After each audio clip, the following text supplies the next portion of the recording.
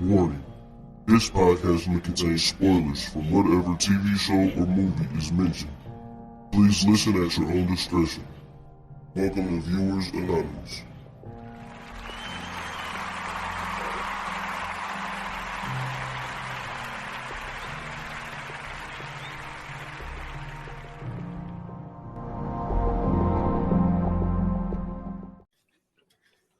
Yo, what's going on? I am Scoots Bronson. And I am S. Foster. And this is the Viewers Anonymous podcast. What's going on with you, bro? Can't call it, man. Just taking in content like always. But Sure. Very excited for this episode. But man, how you feeling? Everything good? Man, everything is fine and dandy, man. Another day, another dollar, for real, for real. I ain't got no complaints. That's what's up, man. You finally making dollars, man. Wasn't your first day back at work yesterday? Oh, yeah. I was making dollars when I wasn't at work. That's True. Yeah. So I ain't really had no complaints about that one. I was chilling. They got me. She was trying to get me back Thursday, which is crazy because they said we had 20 people out within the 2 weeks I was gone. Oh shit. I know. So I'm sitting here like, bruh, like ain't no way y'all, you know what I mean? But it was cool. I went back Friday because I got bored, so I was like, might as well just go ahead, go back. I was sick of sitting at the house all day. So went back Friday, man. Same old. It really wasn't too much going on, so you know, it is what it is. Yes, sir. I understand it, man. Cause like people, man, listen. When they come to working, it's like when that's what you're used to and that's what your body used to. It's like when you off for a long period of time and you're not like if it's not a vacation, like when you're on vacation, it's a little different. But even when I don't know if you do this, but like even for me, it's like I'll look at my clock. Oh man, you know I will be at this place at this time. You know what I'm saying? Like I still kind of like periodically like think about like work and like where I would have been at this certain time, and it's just like that shit just consumes your life to where you do it so much and you've been doing it for so long. It's just like that's what your life becomes. It's just you end up thinking a lot about work. So I get it, man. And then plus like your whole body clock is surrounded around your work and what you be doing. So it just be like, yeah, yep, I get it though. Yeah, 100%, man. And then it's like once you on that schedule, bro, it's like even on my off days, I was still waking up 5, 6 in the morning, and you know what I'm saying. My body just so acclimated to it, so you know it is what it is at this point. But Definitely. Yeah, man, you know, just getting back to it, ain't no big deal, man. 2-0 once again, you know what I'm saying. COVID can't stop me. You know what I'm saying. I'm doing my thing out here, man. I'm doing my thing. That is what's up, man. Listen, let me tell you something. I'm so ready for this. What we watching, man. I kind of got. See, that's the thing. It's like, do I want to mention everything? But it's kind of like, it's just been kind of a busy content week for me, anyway. As far as like new material, because like I don't really take in a lot of new material, but it's kind of like, okay, it's one thing I think we have in common, but it's some other two things that I had started. So it was just like, okay, yeah. Some of this shit got to be mentioned on the Viewers Anonymous, man. For sure. So you ready to get into it? Let's do it. All right. What we watching?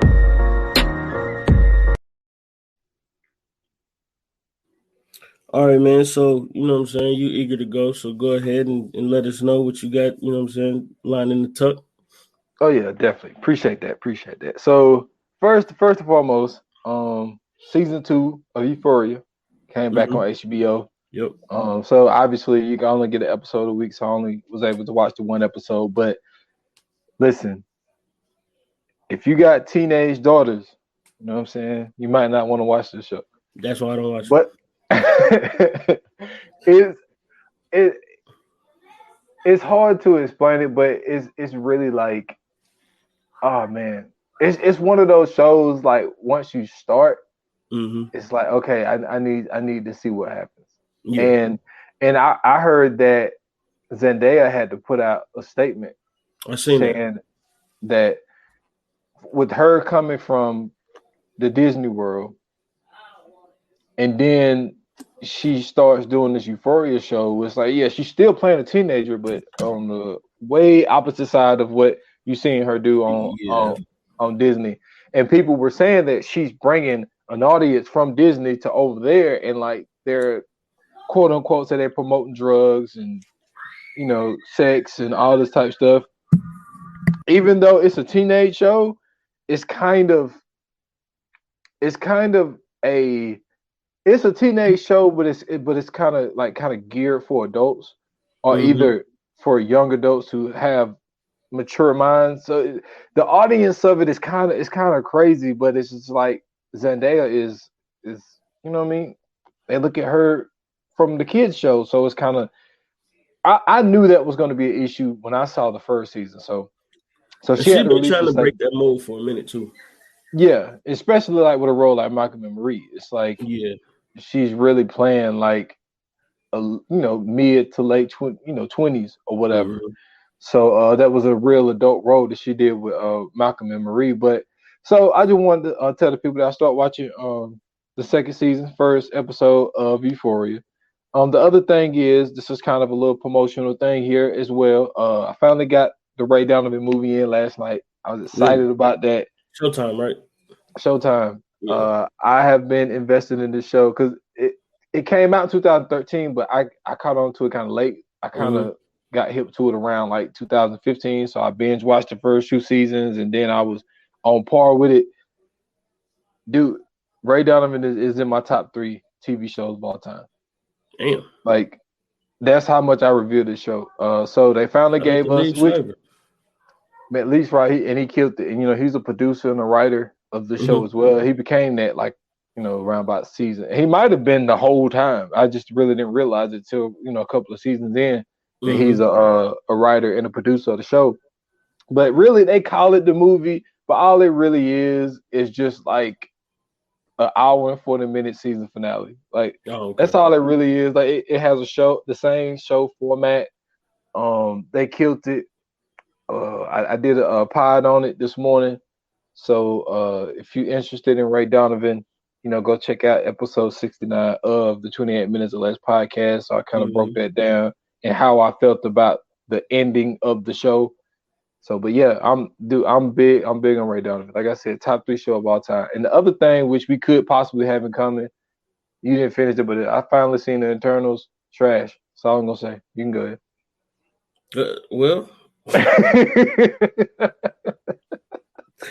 tell you something, man. I did not finish it, and I watched it twice. Yeah, they missed the mark on that one. I don't know what I don't want to say missed the mark, man, because I'm gonna still hold out hope for it. I don't know what the end game, no pun intended. I don't know what the end game is for it because I don't know where it fits in the universe. Just like I was telling you before we started, like I don't know exactly where it fits in the universe. So I don't know what the purpose of it is yet, basically. So I think once I hit those Reddit streets, you know what I'm saying, and go find some theories and everything else like that, I'll probably get a little better understanding. For me, watching it was something that it was kind of weird for me because shout out to Van Lathan. He has a podcast on the Ringer called the Ringerverse. So they do everything from like Marvel to DC, anything that's like science fiction, Star Wars, fantasy. They do like Lord of the Rings, anything within that realm. You know what I'm saying? Like those type movies. They do a breakdown of them. They do a deep dive into them, and then they do like an instant reaction show to them. So I listened to the Eternals instant reaction show, and I didn't listen to the full breakdown. So I guess I got to go back and listen to that. But I kind of listened to that before I actually watched it. So then going back and watching it like some months later, now I have to go back and re-listen to it to see, you know what I'm saying, what their perspective of it was. Because it's just the fact that I just don't understand it. And I think that's the only beef I really have with it. Like, I don't understand what you know what I mean? Like where it fits into this Marvel puzzle.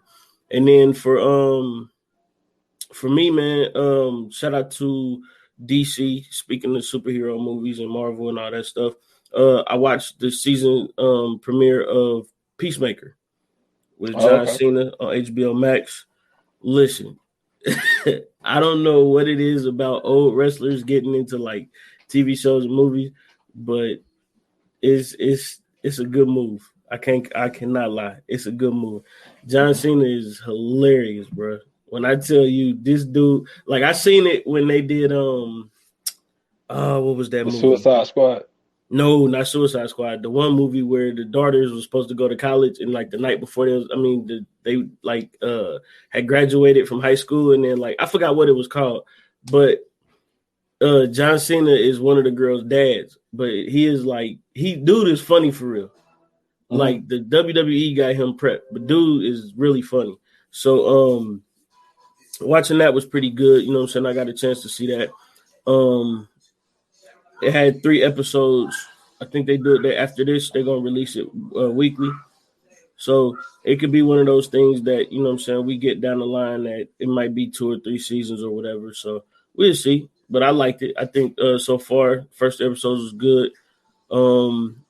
Amanda Waller's daughter is, you know what I'm saying, a part of the squad or whatever, and they don't know yet. So that's going to be a nice turn when they find out who she is for real.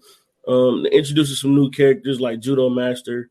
It's another dude called Vigilante that's on there. So I think that with these shows and these movies, they're doing a great job of taking characters that are lesser known, bringing them to the big screen and kind of giving them some shine, which is probably going to end up creating some opportunities for writers and comic book creators later on down the line. And then, man, actually, for my second one, I went back to HBO Max because I had went over and rewatched Lovecraft Country, man. They got to bring that back. I'm sorry. They got to bring that back, man. Well, from what I heard, I can't remember which network it was, but I thought it was Netflix. But the writer of that show got picked up by somebody. Mm-hmm. Or what director of that show got picked up, signed the deal with somebody. But the whole beef was they didn't understand why. I don't know if when they did Lovecraft Country, the number was low, and because of how big it got, the number got higher, and maybe I don't think that not Netflix, but HBO didn't think it was worth it, which is kind of weird of some of the shows that HBO do green light. Mm-hmm. Like Watchmen was great too. Which one? Watchmen. Yeah, and I don't know why they canceled that one. Yeah. I mean, it was way better than the fucking movie. So it's like I don't know about that. Man, that shit was better than the movie. I'm not doing this with you, man. I'm not doing this with you, man. Hey, this show was better, man. No, you got to go back. Have you watched it? Have you watched the movie recently? Not recently. No, not recently. Go back and watch that. Wow. Go back and watch that movie, bro. When I'm telling you when I tell you like comic book canon, like they followed that story for a nice while. Like that's as true to a story as I've seen a comic book movie. Man, listen, it was good, but it just wasn't like what they made it out to be for me. But then like, because I wasn't even gonna watch the show, until I like kind of like heard about it, what the synopsis of it was. I was like, okay, let me check this out. Regina King. Yeah, they changed a lot in that. They changed a lot in the show. So I was just like, yo, like I fuck with this. So yeah, I don't know why HBO didn't greenlight it for a second season, but I think we are gonna get the Watchmen, but just gonna not Watchmen, but Lovecraft Country on another network. And I ain't mad at it. I mean, look, Shonda Rhimes, she took all her shit basically off ABC and you know what I'm saying, went somewhere else. She went to Netflix. You know? So Netflix gave her a bag too. That's what I'm saying. So it happens. As long as we get the content, I ain't mad at it. Yeah, I agree. So yeah, man, that's pretty much all I had, man. Just Peacemaker. Looking forward to seeing how that plays out for the rest of the week, rest of the season. I'm sorry. And then, like I said, I went back and watched Lovecraft Country, and yeah, I need them to bring that back. But we got some upcoming stuff anyway, so it's gonna be good. Snowfall coming back, Atlanta coming back. Yep. Trying to think of any new. Oh man! Also, I didn't watch it yet, but Apple TV, man, The Tragedy of Macbeth, starring Denzel Washington, is out now. Oh man, yeah. I heard somebody talking about that on. Yeah, man. I think they were talking about on Ebro in the morning. They were saying that there hasn't been anything that was not worth watching, but like that you was waiting on for Denzel Washington. Because that one movie, the one little things, a little thing or some shit like that, that shit was. Man, I ain't even heard of that. It was one of those movies that came out in the movies and on HBO Max. Mm-hmm. It had him, Jared Leto in it. Oh yeah, I'm not a fan of Jared Leto. Well, Jared Leto is playing like a psycho, like. I know you told me about this, but I'm not a fan of Jared Leto because he ruined the Joker. But it had you do. Well, did you ever get into Mr. Robot? It had that dude in it. I forget what his name is. I think it's Remy something. But he was in it, and it was just like. It was like an obsession type of movie. Like Denzel Washington was like obsessed with like catching this. Oh, you talking about the dude that was in the Queen movie? He played the lead singer dude. Oh yeah. With him. Yeah. He was in it. So it was. I mean, it was The Little Things, if I'm not mistaken. It was cool. You know what I mean? It wasn't one of. Now Denzel always do his thing, but it's just like. I don't know. For me, that's the curse of being a legend, though, bro. Yeah, it's like you've always expected to, because the thing is, you always gonna kill it, but it's like the when you do it so cast, much, like certain ones just become mid. Yeah, it's kind of like like LeBron, right? Mm-hmm. They said that LeBron quit on his team when he was in Cleveland when they played Boston, and this dude, this is his last game. He was like 43, 14, and 17, and they was like, "See, LeBron quit on his team." Like. Hey, bro, I'm trying to tell you. Like somebody said he fell off one time, and I think like he was averaging like 23 or something. And I'm like, how is he falling off averaging 23? That's what I'm saying, dude. It's like sometimes you get so great to the point where when you put up something, people will think that it's mediocre, but it's like, dude, this dude is getting 23 points. 9 rebounds, 9 assists. You saying that he like that's what Denzel did. Like that. Like when they said LeBron quit, like Denzel in The Little Things is LeBron quitting on the Cavs when he scored like 43 points, 17 rebounds, 14 assists. Yeah, for sure. They lost, but he did his thing, and that's what Denzel did in The Little Things. Yeah, for sure, man. So yeah, make sure y'all go check that out, man. The Tragedy of Macbeth is on Apple TV. Came out Friday. You know what I'm saying? It's one of those. From the trailer and knowing the background of Denzel, I just know this is gonna be like one of those ones that he gonna get some praise for. Because you know what I'm saying, this is his, you know what I'm saying, wheelhouse, especially like those Shakespeare, you know what I'm saying, Broadway type things. So yeah, we'll see, man. So today we got a special episode, man. We doing another appreciation episode. We're showing love to the one and only legendary Omar Epps. For those that don't know, Omar Epps, man, he's probably one of the guys who found a way to make his name known in every generation since he started, which is not an easy thing. You know what I'm saying? From Juice to The Wood to, wasn't he in like Scream or something like that? Yeah, but he was only in it for, you know. Yeah, like I mean, but you know what I'm saying? He was in the beginning. He was in the beginning. Him and Jada Pinkett. Yep. Yeah, they was you know what I'm saying? From being in that to being in TV shows. I mean, dude has found his way being in music videos. You know what I'm saying? Like he's found his way, you know what I'm saying, to stay relevant for quite a while. So today, you know what I'm saying, we're gonna give him his flowers and we're gonna show him some love. So first and foremost, I just found out he was from Brooklyn. You didn't know that? No, I didn't. Oh, no, I knew that. Because and this is why I say that, because so like usually when you know what I'm saying, like you see these actors and stuff, and this is why Juice makes so much sense now. But usually when you find like these actors and stuff, and you see like their first roles and everything else like that, none of them make sense. And then you find out where they from, and it's like he from where? You know what I'm saying? Like it'll be a dude that'll play like I don't know, he'd be from like California, but dude is from fucking somewhere in Iowa. You know what I'm saying? Like it don't make sense for him to be in California, but Juice made a lot of sense because him being from Brooklyn, him being around that, you know what I'm saying, that beginning of hip hop and everything else, I understood why he was so adamant on being a DJ for his character and everything else.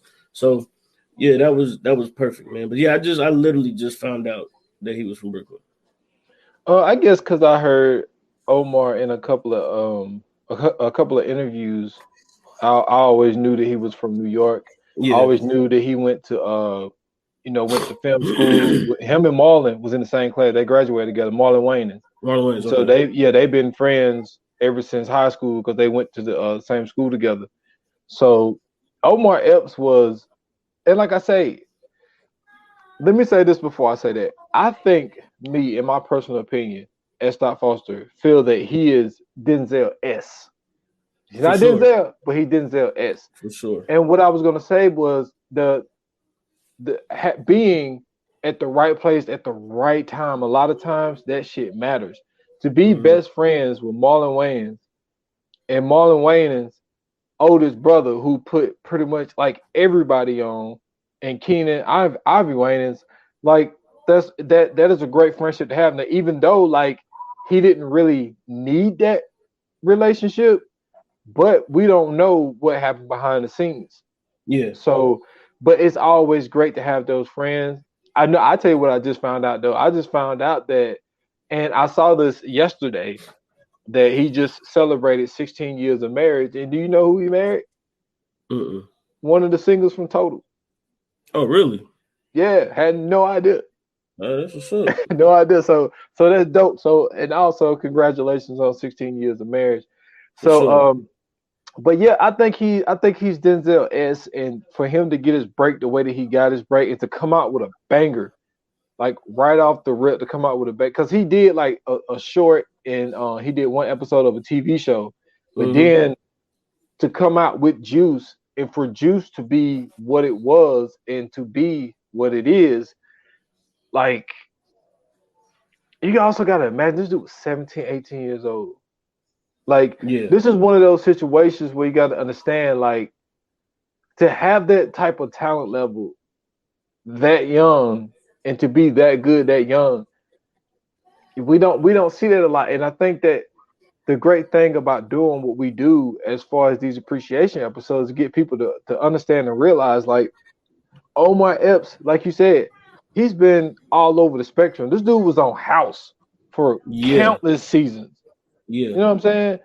And he was in ER. This dude was in Shooter, another TV show. Yep. You know what I'm saying? So he's been all over the spectrum of running a different show. Like, you know what I'm saying? He was in the Mod Squad. That's a different audience. He was in Dracula 2000. That's a different audience. Dracula 2000 was great. But the Mod Squad thing, he got a lot of flack for that. He did. But, I think it was, and also for it to be what it was, and like I say, when you're remaking a movie that was good when it was the first time, it's just like it's hard to do, that success again. But also you gotta look at it this way, and remember we've been saying this forever, and we gonna get to it, y'all, at some point. We was talking about the year of 1999. He had Mod Squad, Breakfast of Champions, The Wood, and In Too Deep all came out in 99. So Omar Epps had 4 movies out the same year. Yeah.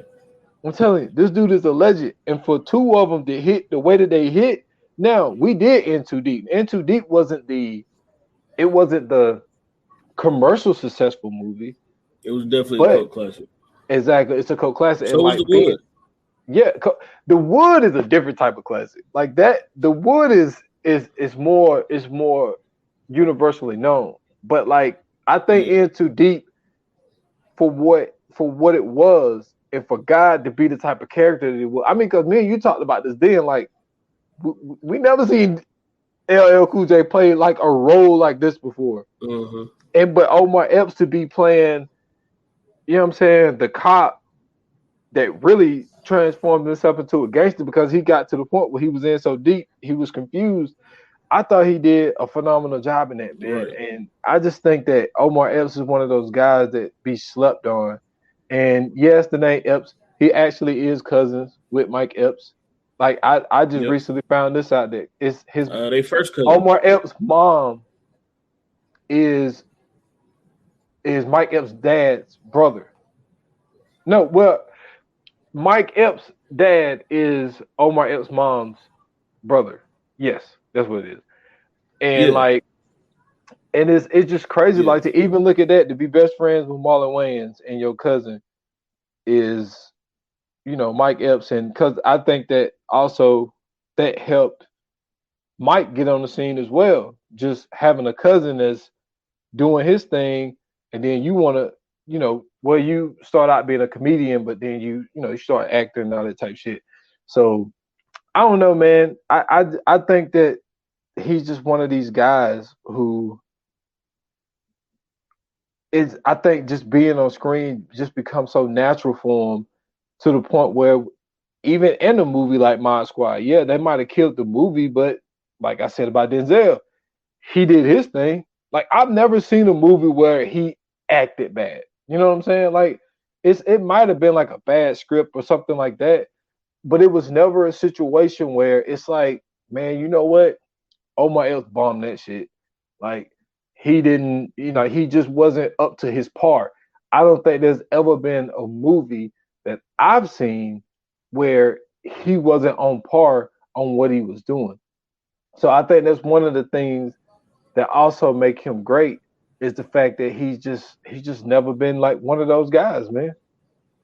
Yeah, you made an interesting point about him having the 4 movies in 1999 because My Squad was supposed to be the movie that kind of gave him that big break, or not even gave him a break, but that was supposed to be like a real big success because at the time that was when they were taking old TV shows and making movies out of them. Like Charlie's Angels was one of them.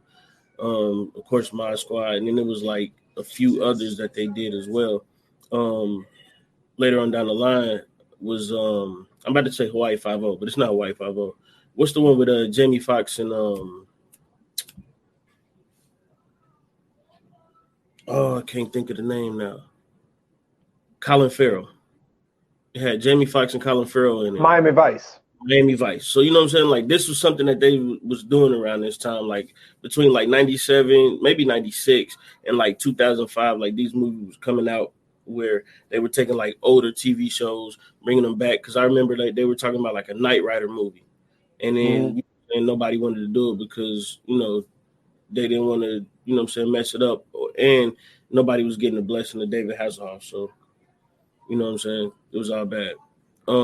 Yeah. But you know what I'm saying? It's one of those things that I said David Hasselhoff, not David Hasselhoff. I forgot the dude's name. But that was David Hasselhoff. It was? Yeah. I'm thinking of something else. It was Knight Rider though. It was definitely Knight Rider. I'm tripping. I swear somebody else played that role though. But they also did it with Dukes of Hazzard. You know what I'm saying? They did it with they did it with Baywatch. It was later. That was later. It was way later. But then they did it with oh my God, it got Ben Stiller, Snoop Dogg, and fucking Owen Wilson. I can't believe I'm blanking. That's Dukes of Hazzard. Right, you said it. No, it's not. It's not Dukes of Hazzard. Dukes of Hazzard is Sean something. Oh, Sean William Scott. Sean William Scott and the other dude. This is Ben Stiller, Owen Wilson, Snoop Dogg, and this because Snoop Dogg played Huggy Bear. Yeah. Oh damn, bro, my brain is trash right now, bro. I forgot what it was, but I know what you're talking about. I seen it. Damn. But anyway, I remember what you're talking about. Yeah, Starsky and Hutch. Starsky and Hutch, thank you. So Starsky and Hutch was one of them as well. So this is, like I said, this is around the time where these movies was really like they were really taking these old shows and making movies out of them. So my squad was one of the ones that just it kind of fell on the, you know what I'm saying, on his ear. Much like a lot of them, I think Charlie's Angels was probably the most successful out of all of them because it got a sequel and everything else. It had a song about it with Destiny's Child and stuff, so it did pretty good. This shit is still going. Well, the one they brought back is trash. Yeah, I mean, look who they had to replace though. It was just like, I don't know, that black chick is alright though. I don't know who she is, but she's alright.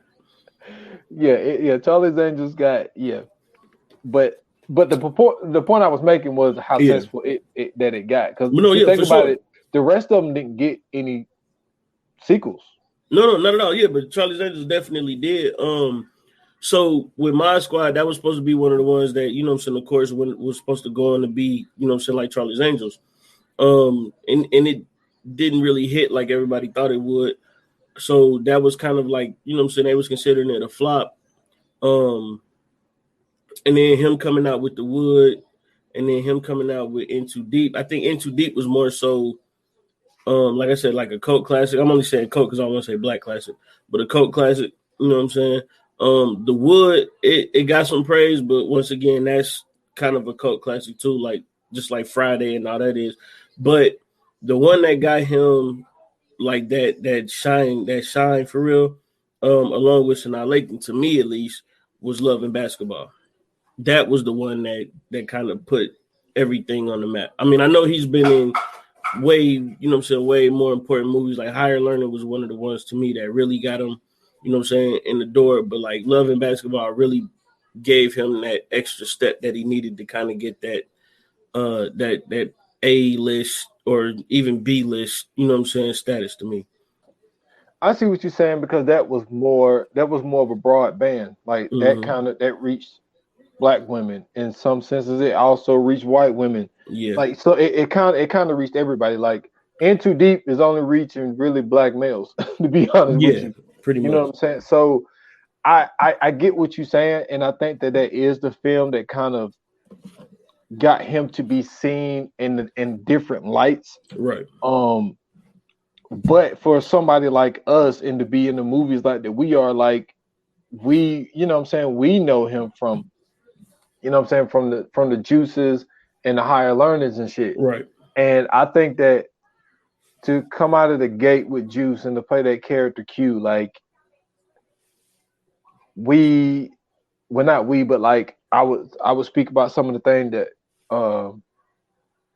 that Bill Simmons them do with rewatchables. Like, I don't see anybody else playing Q. Mm-hmm. That's one of those situations where I don't think that anybody else could have did that role but Omar Epps. Right. And that got him to that Malik role in Higher Learning. And Higher Learning was another one of those movies that really only reached. Now they tried, because they used the whole race factor. You know what I'm saying? They had Jennifer Connelly in there. Michael Rappaport was in there. What's her name? Christy Swanson? Mm-hmm. Had her in there. So like it tried to reach all of the demographics. I think it did. I think and I'm going to cut you off, but I think it did. I think the only thing is like, I don't think it's necessarily a race thing. I think it's an age thing. I think like the older you are, the more you have a appreciation for Higher Learning than you do, like, you know what I'm saying, for somebody who's like 20 now.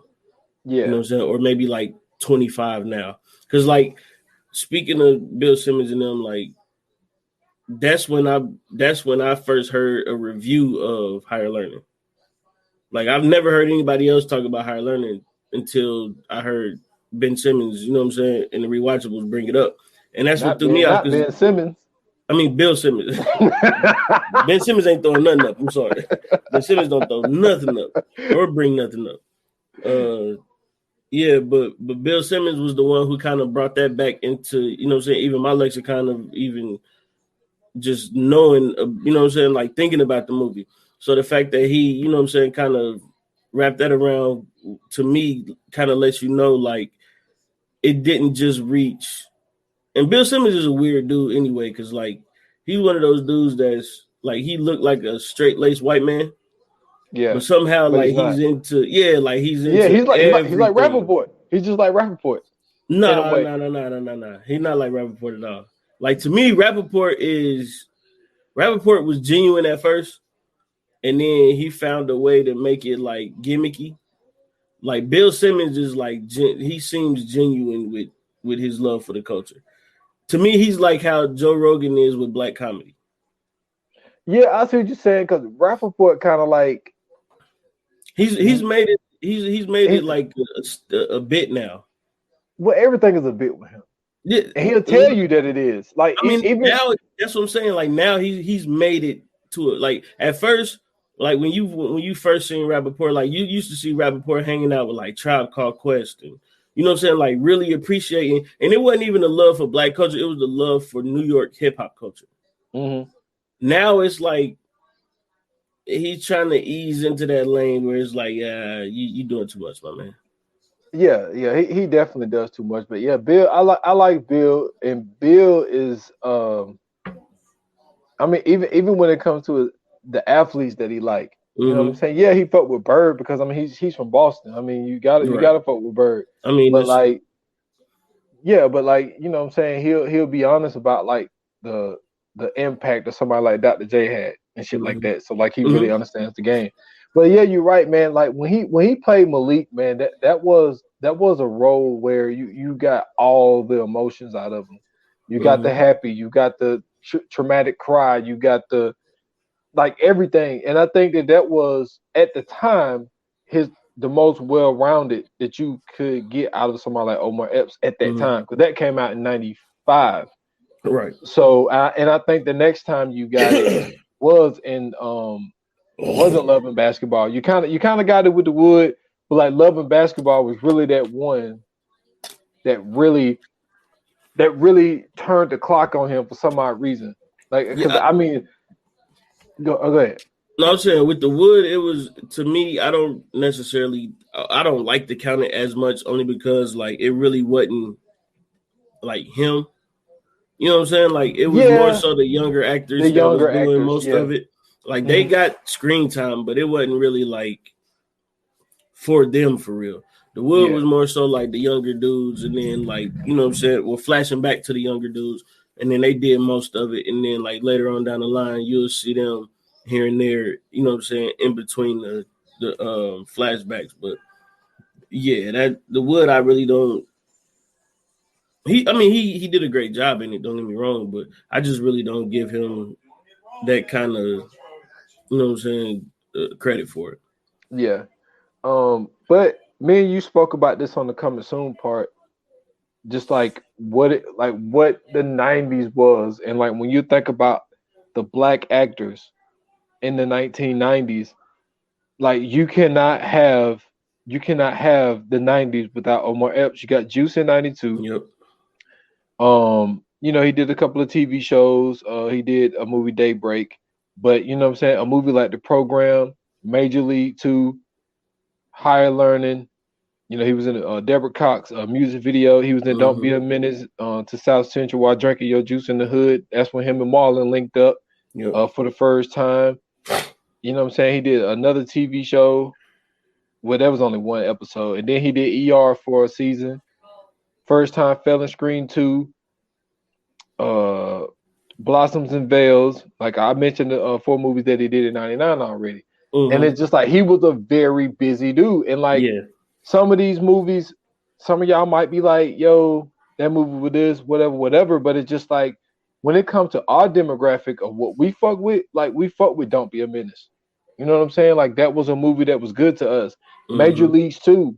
You know what I mean? He basically stepped in for Wesley Snipes in a way. Yep. You know what I'm saying? Willie Mays Hayes. Yeah, we fuck with Major League. And then when it comes to the Program, and I mentioned this to somebody before, like just talking about like you talked about it coming soon. Like Omar Epps probably could have been an athlete, like a real athlete. I mean, he played a lot of roles. He played a lot of them. He played a running back. He played a track star. He played a baseball player. You know what I'm saying? So it's like, yep. So it's like this dude, man. He probably could have been a real good athlete, but he chose to take the acting route, which he chose at an early age. But like the '90s, like dude, you hit the nail on the head, boy. In the coming soon when you said Tay Diggs, because it was like they was like the black dudes. That's what I'm like saying. anytime you wanted a movie, it was like, yo, we're gonna go to Omar Epps or Tay Diggs. Well, now it was more than that. I mean, really, it was Omar. It was Tay Diggs. If you wanted to do action in the '90s, it was Michael Jai White. Wesley Snipes was still around doing his thing too. Of course, Denzel did movies through the '90s. Well, I mean, yeah, that's a given. You don't even he a GOAT. You can't count him.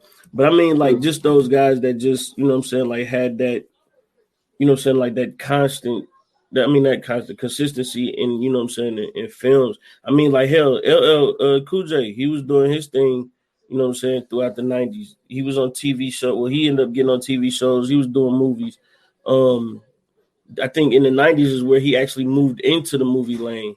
And what I'm saying, he was kind of doing his thing. So like as far as that pinnacle of black actors, like Omar Epps was definitely up there. Yeah, and don't get me wrong, there was a lot of other, like what I'm saying, Ice Cube, like there was a lot of them, but it's just that how often we seen Omar Epps in the '90s and the type of movies that what I'm saying that I fuck with. Like I fuck with really all the movies like that Blossom and Veils movie. I don't even know what the fuck that is. Right. But like other than that, like all of those movies in the '90s, I fuck with Omar Epps. And then like when you start going to the 2000s, like you said, with Love and Basketball, to start the millennium off with Love and Basketball, like and then he kind of went on a slump after that. I mean, well, Dracula 2000 came out the same year. No, I mean after 2000. After that. Yeah, it kind of went down, with Against the Ropes, Conviction. Against the Ropes was not a good movie, bro.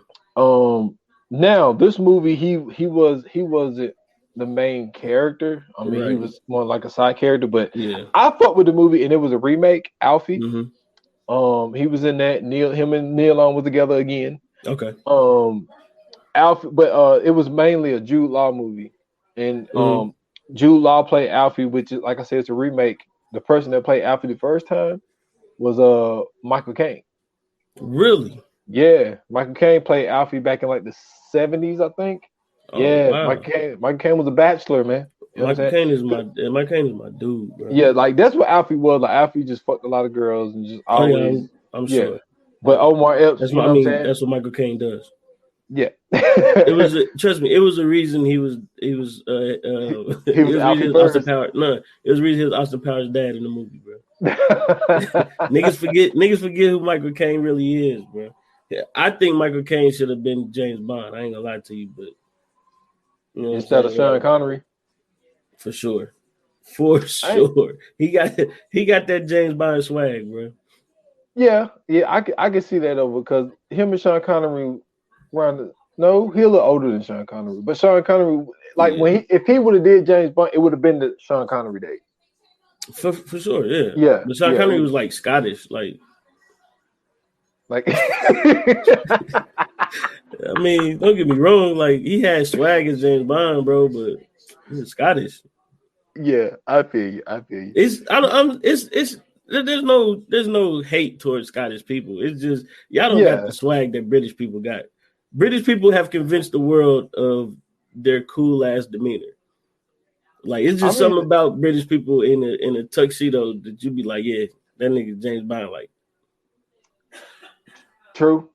I mean, I ain't mad at that take. Take, but I mean, listen, man. Like you're right. It does take a slump after that, but I think a lot of that could be. Oh, go ahead. For one thing that we have to acknowledge that he didn't take a slump in. My man was on a video game, bro. One of the greatest video games of all time. Def Jam Fight for New York. Yeah. Let me tell you something about this video game. Many systems and controllers were broken because of this video game.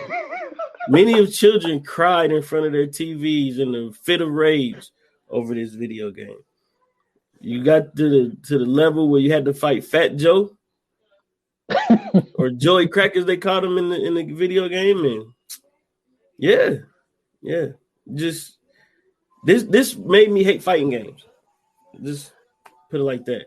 I love Mortal Kombat and Tekken and Street Fighter and all them, and Here comes fucking Def Jam Fight for New York. Yeah, hate that game. Hey, that game was wild, man. Fight for New York and Vendetta. I hate both of them. Yeah, Vendetta. Yeah, see, I had fuck with Vendetta more. I had the Vendetta one, and then that 50 Cent game, Bulletproof. Oh yeah, that was funny. Yeah. I tell you what though. If y'all niggas think y'all can really beat up Joe Budden for real, get on that goddamn game and try to fight him then. I bet you can't whoop that Joe Budden's ass. I know that for a fact. That nigga, man. I don't know what they did to his character, bro, but Joe Budden on Def Jam, bro, that nigga was a brawler, bro. But yeah, man, he showed up as himself, you know what I'm saying? On Def Jam Fight for New York, but they called him OE in the game. Everybody knew who the fuck he was. And I thought that was pretty cool, but like to me, that was the first time like we really seen people from our culture in a video game. Mm-hmm. And like representing themselves, not, you know what I'm saying, like playing some other character, like literally representing themselves. And I thought that was super dope. And that's really one of the reasons I definitely went and bought it. Because I mean, like, who the fuck don't want to fight as Method Man? You know what I'm saying? Or David Banner. Like, but the fact that Omar Epps was in this game, that kind of lets you know how connected he was to the culture at that time and what he actually meant to the culture at that time as well. Definitely, man. And even I told the story before, but I definitely tell it here. So he was on the Breakfast Club, and they was speaking about Juice and, you know, his relationship with Pac, because that's always, anytime anybody worked with Pac, everybody want to hear the Pac stories. So he's like, you know, at the time, you know, Pac wasn't Pac yet, right? Tupacalyptic wasn't out yet, so he was really like an unknown dude. But he did go to acting school with Jada Pinkett, so everybody, not everybody, but people knew he could kind of act or whatever, whatnot. So anyway, he was just like, they asked him what was the most memorable things from Juice and working with Pac. He was like, dude, this is what people don't understand. He was like, dude, he was working on Tupacalyptic at the same time as Juice. Wow. And so he was like, yo, I'm writing a song. He's like, you know, like, what you writing? Brenda's Got a Baby. So he's like, he actually was there when he wrote the song. And I think, if I'm not mistaken, that he was with him when he recorded the song, Brenda's Got a Baby. And he was just like, yo, this is it. Like this song is going to be it. Like, even when it comes to the album, that's the only song I listen to. Is Brenda's Got a Baby. But like, that's what I say, like with him in the culture, just for him being from New York, being around people like that, the hip hop game really accepted, you know, Omar Epps, because like he was from that cloth. You know what I'm saying? Like Omar, like it wouldn't surprise me, like back in the 90s, if Omar Epps came out with a fucking album. You know what I'm saying? Because it seemed like he was so close to rapper. Yeah, and he was so close to it, to the point where it's like, yo, like, yeah, this dude is what it is. And then also to play a DJ in Juice, and Juice meant what it meant to the hood. Especially, see, Juice don't hit to me like it hit with people that are from New York. Because I was when I was listening to Bill Simmons them do Juice, and the one guy that was on the show, because he had Van and he had this other black guy, and he was like, yo, their movie hit different for us because we're from New York. He was like, they filmed the whole movie in Harlem. He was like, a lot of times that don't happen. And he was like, in the movie, you could be like, oh yeah, that's what what's the name is, and that's what what's the name is, and like, oh, the way this went down, that's exactly how what happened in New York. So I'm pretty sure it hit different for people that are from New York. And I just feel like his career to start off the way it started, and don't get me wrong, like he came back, like, even though Traffic wasn't a huge hit, but for what Traffic meant in the message that they tried to send with this movie, I thought that was very important. I don't think it changed anything, because that's one of the most lucrative businesses that there is. It's fucked up. Like it's really fucked up the way that the world is, to where they just snatching up women and they trafficking them all across the world. But I thought that for what Traffic was, I thought it was a good movie. And then at the time, Paula Patton was kind of, you know what I mean? It was like, She that when she came was out. going through her thing with Robin Thicke? It might have been 2018. I Yeah, think that's when she was that. falling Yeah, off. yeah. You know what I'm saying? Like she came out strong with motherfucking Deja Vu, and then it kind of like, some people like jumped the broom. I thought it was alright, She did but Idlewild, which is pretty good. yeah, Idlewild. Yeah. Idlewild is my second favorite musical of all time. For sure. But she did a thing in Idlewild as well. But I thought for what Traffic was, I thought it was good. But I mean, come on, man, we gotta do this, man. We gotta do this. And I think we mentioned this before. We gotta do it. Omar Do it. Epps, I love you. You're a legend. But yo, Fatal Affair, that shit Oh trash. man. God damn, that shit was trash. It wasn't because of the actors, bro. It was the The storyline, story was man. terrible. First and foremost, the way that it all even got set up was trash. You mean to tell me this nigga was harboring these feelings for all these years and just so happened to bump into her after stalking her for all these years? Nah, man. No. Dude, No. it's so It's too much. funny. It's so funny because you heard it because you listened to Joe. Joe called Omar Epps, and Omar Epps got on him for killing him for Yeah, Fatal man. Affair. Nah, he deserved that one. He did, because that shit was trash. But I'm gonna tell you what really fucked it up for me though, because it's a playoff of Fatal Attraction. Fatal Attraction. If y'all never seen this movie, yo, Michael Douglas and Glenn Close, Oh my goodness. that shit will have you secondly. You be like, I'm saying, do I really want to cheat on my girl real quick? Cause Shit. Thin lines between love and hate make you think the same thing. true, it does. It does. And I think that when it comes to Fatal Attraction and Fatal Affair, I think it both got the word fatal in it. And Yeah. it just like from watching it, because the crazy part, for some odd reason, I had just recently watched Fatal Attraction for some odd reason, like maybe a month or so before I watched this, and I was just like, yo, this is a bad movie. I get what they was trying to do, because there's a lot of movies that came out either a year or two or a couple years before this came out, and it's like everybody got that same storyline. They did it with Obsessed with Idris Elba and Beyonce. That shit, it didn't really hit. But I think the reason that movie didn't hit to me was, when it comes to Beyonce, Beyonce is one of the most talented singer, dancer, entertainers that there are. But when it comes to acting, I'm sorry, Beyonce don't got it, man. No, Like she she don't. just don't. That's a fact. Like That is a fact. she That is was the one that a certified fact. that's what she obviously she fucked the Lion King, but I'm talking about Obsessed. Like she fucked up Obsessed. Like they could She have sound like used Beyonce and somebody else. everything. Yeah, it's like Beyonce's Beyonce. Like we just can't see her as She something sounded else. like So Beyonce in Austin Powers. yeah, like she messed up Obsessed. So these movies, as far as like I was mentioning, Fatal Attraction, Fatal Affair, Obsessed, like everybody had like some like thin line between love and hate. Like everybody was trying to reduplicate it, and I just think Mm-hmm. that the actors are great, man. Neil Long and Omar Epps, but the story was just It's bad. trash. Like Yeah, it's it was a trash. bad story. It was bad writing. I'm honestly shocked that Omar and Nia didn't look at this like, y'all, this what y'all rolling with? Like this right here? You And they got that sure you check. want me to do this? They got that check and gave him that movie and got up out of there. At Yeah, that point, man. he didn't care. Yeah, but like I said on the coming soon, the last thing I seen him in was Power Book 3, Raising Canaan. Mm-hmm. He played Howard. Last time I seen him, he was carried out on a stretcher. So you know what I'm saying? I don't know if my dude is gonna be back for the second season or whatnot. But there obviously I think that with every actor, no matter how good you are, even as a person like Robert De Niro, Al Pacino, Harrison Ford, Tom Hanks, like all these people, there are misses in there. Yeah, I don't give a damn who you are. Like for there's sure. gonna be some misses. There was some misses, but his highs of highs, Omar Epps is a fucking legend, Oh and yeah, he deserves his flowers. And if nobody else is gonna give them to him, which people do, but because even Joe, even that episode, he was like, "Yo, like you that dude," and he is that dude, and bro. he needs to be right. His TV show career alone.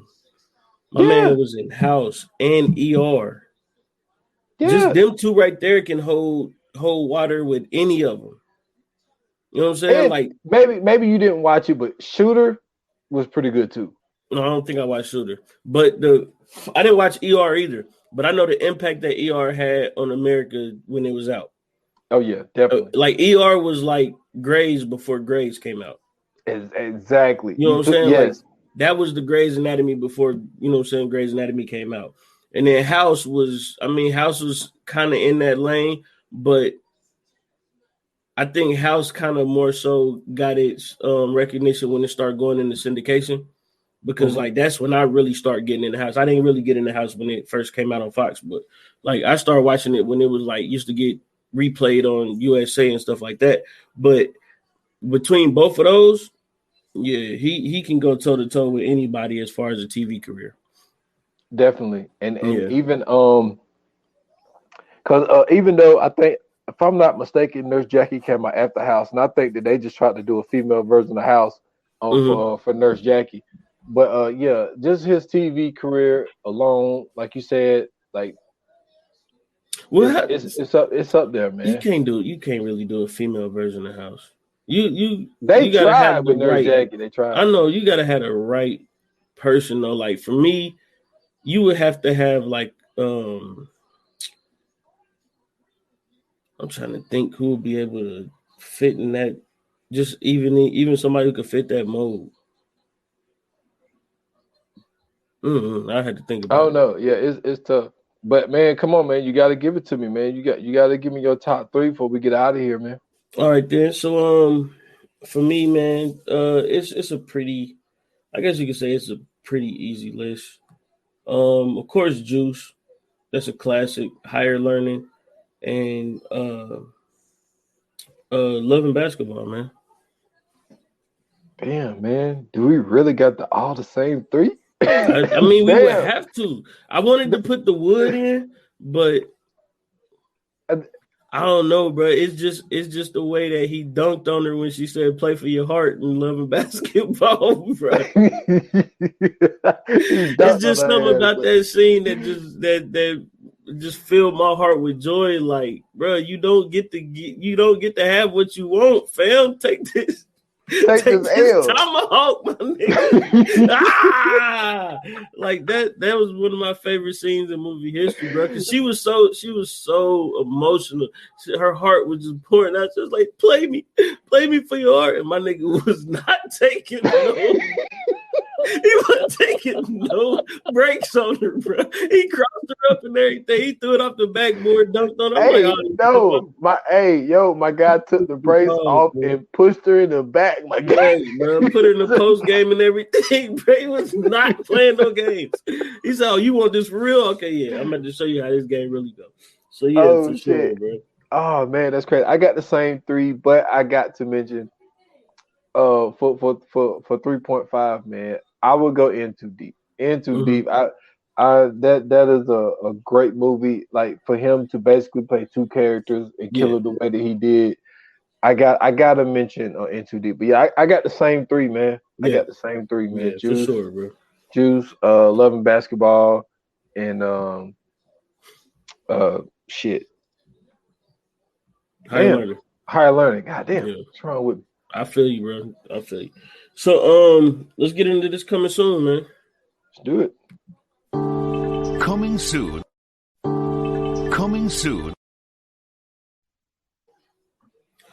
All right, so the next episode that we got going on, man, is going to be a doc. It's called Murder Among the Mormons. Man, listen, this is a wild one. First off, the fact that Mormons are murdering people. The title alone got me into it because I was like, oh shit, the Mormons is going crazy. So I was instantly into it once I found out about that. I gotta go back and rewatch it. It's a lot of details and stuff in there that I gotta make sure I pay attention to this time around.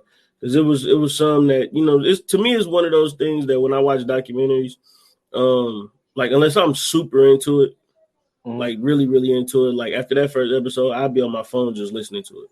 So this is one of the ones I got to really go back. But it was definitely a good doc. A lot of information in there that will surprise the shit out of you.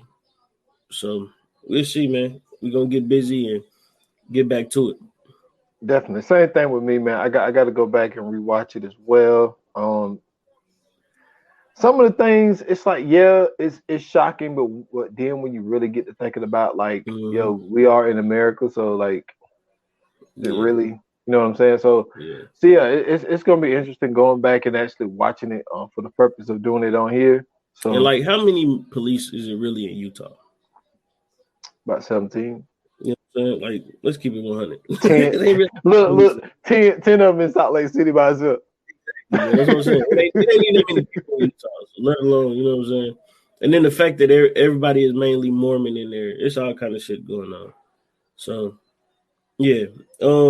But man, you guys already know if you want to review or rate a movie as well. I know we didn't do Fire Flames because we never do them on appreciation. If you're new to this, we always just give our top 3 movies of the person that we doing the episode on. So, you know what I'm saying? You want to give us your top 3, make sure you put that it's the Omar Epps episode, hashtag, I guess you could still hashtag Fire Flames. You could put top 3 or Fire Flame. You know what I'm saying? Give us your top 3 Omar Epps movies, or even if you like them in a TV show better, it's up to you. And then, you know what I'm saying, make sure you add us at View9Pod on Twitter or Instagram. And then that's it. See you guys on the next episode. First and foremost, make sure you check us out on socials. Like I said once before, go to Instagram and Twitter. Follow us at View9Pod. It's all one word. There's no spaces or underscores. You can follow us on Facebook at VA Pod Watch Group. Yeah, let's get that community up. Let's keep building that up. And then as far as I go, you can follow me on Twitter at Scoots Bronson. You can also follow me on Twitch at twitch.tv/Scoots Bronson.